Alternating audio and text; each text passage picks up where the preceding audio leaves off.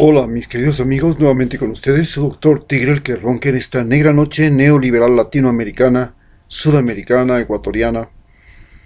un consejero de internautas y médico que ha trabajado en los Andes, la Amazonía y la costa del Pacífico de Ecuador, que hoy día les va a comentar acerca de lo que hemos aprendido en el día 26 del último periodo de gobierno de Lenín Moreno y de la pandemia, y que además representa el día 1262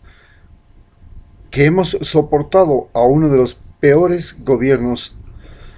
en lo que va del primer cuarto de siglo del siglo XXI y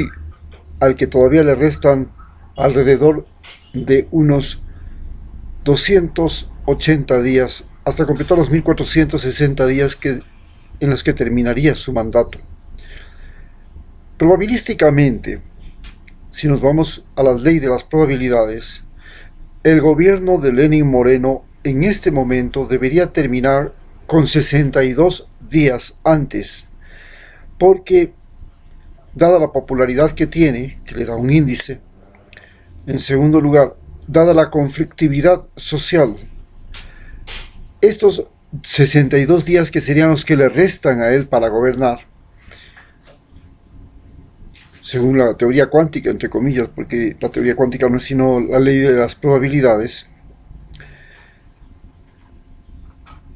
en estos 62 días que debería estar al frente del gobierno, pues nosotros alcanzaríamos a entender algo más,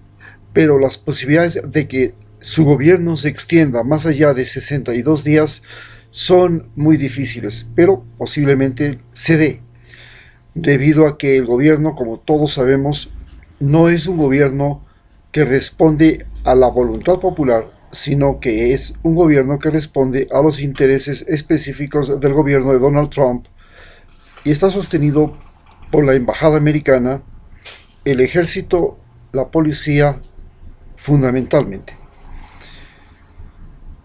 Para entender cómo llegamos a soportar tantos días de gobierno, que recordemos comenzó con que hoy día se nos ha hecho visible a través de Alianza País y su corrupción, de Abdalá Bucaram y su corrupción, que nos han pedido, nos ha hecho ver también cuál es el rol que han cumplido Baroja como director del partido en este momento, Doris Solís como directora del partido en el momento en que se lanzó la candidatura de Lenín Moreno y Jorge Glass, como para llegar a esa candidatura se pactaron y se arreglaron acuerdos de tal manera que se repartieron ya el botín del Ecuador si es que ganaban antes mismo de que llegaran al poder. Los asambleístas de Alianza País cogieron su tajada y dejaron solamente a 25 asambleístas de los 75 con los que llegaron a la asamblea fuera de el banquete. También recordemos,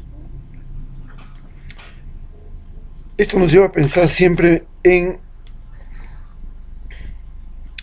cómo fue este acuerdo que les permitió a los asambleístas apropiarse de los hospitales, de las universidades, de las empresas públicas, de las leyes, cómo negociaron para aprobar leyes, cómo negociaron para poder destituir al presidente Jorge Glass, al vicepresidente Jorge Glass, cómo negociaron para poder destituir a los miembros del Consejo de Participación Ciudadana que ganaron las elecciones en el año 2017, y cómo se presentan en este momento ante el próximo año electoral, en el que, como todos sabemos, existían ya en las elecciones pasadas, las elecciones para las candidaturas seccionales, quiere decir para los gobiernos de los cantones, provincias y parroquias, 270 partidos, de los cuales algunos ya se han desaparecido, pero quedan algunos, y en este preciso momento se está haciendo todo lo posible por sacar al partido de la Revolución Ciudadana, la lista 5, que se llama Compromiso Social originalmente, pero el que creó este partido Compromiso Social, pues les permitió a Rafael Correa utilizarlo, y ahí entonces existe el partido Compromiso Social Revolución Ciudadana, que se lo quieren eliminar a toda costa en estos días. Justamente el día de ayer, una gran discusión, pero el Consejo Nacional Electoral no acepta eso, diciendo que ya está en curso el calendario electoral, y si ya está en curso el calendario electoral, ya no se puede hacer nada por parte de la Contraloría, que es el instrumento donde trabaja el hermano de Lenín Moreno, y este canciller, y el contralor, que es un contralor prácticamente que no fue elegido, que llegó porque al otro lo sancionaron, y que fue puesto a dedo, el que le está persiguiendo ahora al partido Revolución Ciudadana para impedir, como en Bolivia, que Rafael Correa pueda participar. Por supuesto, ya se hizo una ley para evitar que Rafael Correa pueda participar, como se hizo una ley en Bolivia para que Evo Morales pueda participar. Ante las próximas elecciones, también tenemos que acordarnos cómo se ganaron las elecciones anteriores. Las elecciones anteriores se ganaron compitiendo contra el hombre más rico del país en ese momento, el banquero más rico del país en ese momento, Guillermo Lasso, que tenía 4.000 millones de dólares, más del respaldo de la banca, más del respaldo de la derecha, y que había empezado una campaña electoral con un año de anticipación al día de las elecciones, y que para poder derrotarlo se reunieron los recursos económicos de manera ilegal de algunas instituciones del Estado, más los recursos económicos de los candidatos, despreciando a las gentes más capaces para darles paso a aquellas que ponían dinero para la campaña. Por supuesto, los que ponían dinero para la campaña terminaron vinculados con todo este problema que tenemos ahora de la corrupción, como este asambleísta Mendoza, como el presidente actual del Congreso, de la Asamblea Nacional, que dicen que tiene 8 millones escondidos. Y por supuesto, detrás de todos ellos, ya saldrá con el tiempo, debe estar todo un financiamiento de narcolavado. Recordemos también que este gobierno, esta asamblea, canjeó votos, primero por la destitución de favores y votos, ¿no?, por la destitución del vicepresidente Jorge Glass, al que se le destituyó con un código que ya no existía, que había sido derogado, y se lo tiene en la cárcel, y no se lo quiere dar el habeas corpus. Hasta el día de ayer no se le quería dar por ninguna razón el habeas corpus, cuando ya tiene derecho. En segundo lugar, recordemos que fue destituido los miembros ganadores del Consejo de Interino de Participación Ciudadana, del Consejo de Participación Ciudadana, que votamos todos, usted y yo, votamos por ellos ganaron, los destituyeron porque simplemente llegaron a amenazar con que iban a revisar todas las medidas que había tomado el Consejo Interino de Participación Ciudadana, que recordemos fue integrado después de una consulta popular muy mañosa, que todos ahora están reconociendo, y en la que básicamente 3 personas, Trujillo, Hernández y Luis Macas, a la cabeza de este Consejo de Participación, que tenía 5 personas, lograron entregarle todos los poderes al presidente para que éste a su vez pudiera formar el Consejo Constitucional, las Cortes de Justicia, y hacer la tremenda campaña de persecución política contra Rafael Correa y contra sus aliados, los que antes eran sus amigos, los que le llevaron al poder, justamente el partido y la gente que ahora es la perseguida, y que muchos han tenido que fugar a México, recordemos, como Patiño, como Gabriela Rivadeneira, que están escondidos prácticamente, están deportados en México. Y por supuesto se creó más de 30 causas judiciales contra Rafael Correa, a fin de que él no pueda volver a Ecuador ni de broma para hacer una campaña política. Pero en eso también tenemos que recordar que ha llegado el COVID. Este COVID nos demostró cómo había sido la repartición de los hospitales, cómo fue el saqueo de los hospitales, sin que todavía reconozcamos qué pasó con las universidades, porque ya tenemos alguna información de que, por ejemplo, se repartieron las universidades. Yachay está y fue repartido y fue entregado al vicepresidente Otto Sonnershofer, por ejemplo. Y falta averiguar qué pasó con las otras universidades, la Universidad de Pedagógica del Cañar, la Universidad Iquiam, porque a los profesores, a los indígenas también les recordemos que se les entregó todas las escuelas, porque querían volver a la educación unidocente,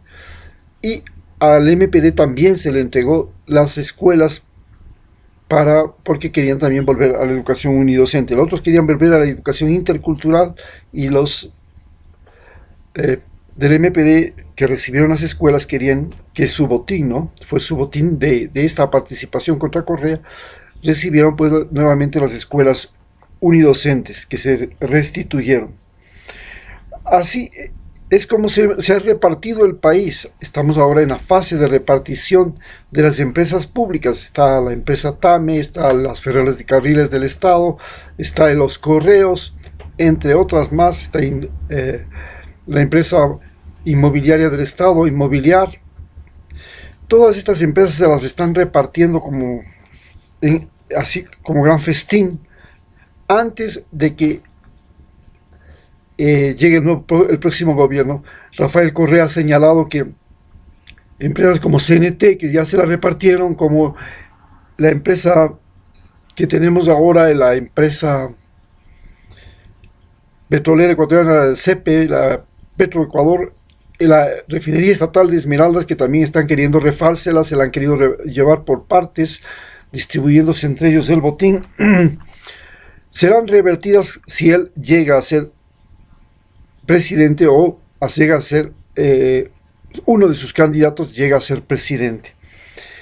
Pero al final de cuentas, lo que nos hemos dado cuenta en este momento es que los indígenas, que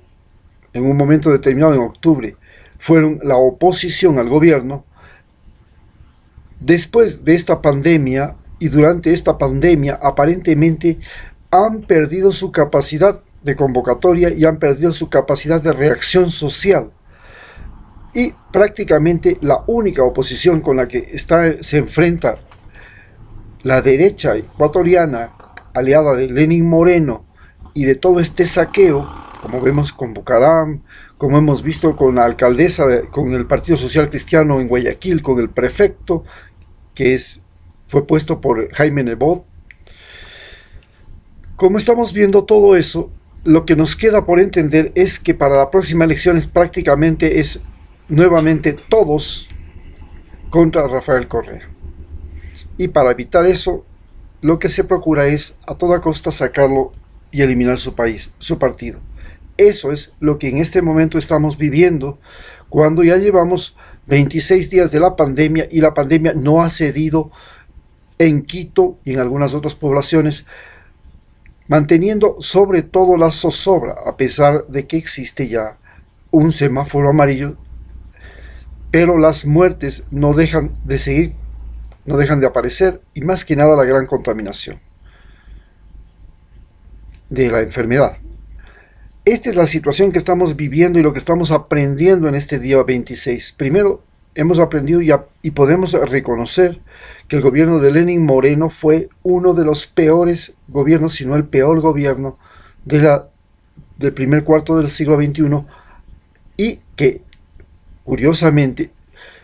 el de Gutiérrez y el de Moreno, dos presidentes de origen amazónico y los dos traidores,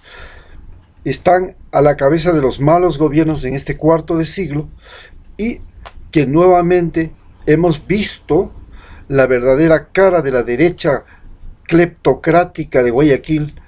que comprende el Partido Social Cristiano, el Partido Roldosista, el Partido del Creo, que nos han hecho ver cómo esta obsesión por robar, esta patología que ha sido muy propia de la cleptocracia de Guayaquil, se ha tomado y se ha aprovechado de la pandemia. También nos ha permitido este día 26 reconocer cómo la mitocracia, el poder de la mentira, de los partidos políticos de Quito, de los entes de la aristocracia de Quito, que es la fiel creyente de Dios, la fiel creyente de la ley, la fiel creyente de la honestidad y finalmente la fiel creyente y creadora de la mentira, también ha participado del botín, y en este botín ha participado la ministra de Gobierno, el Partido Ruptura 25, han participado los militares, han participado jueces, han participado abogados. Muchas gracias.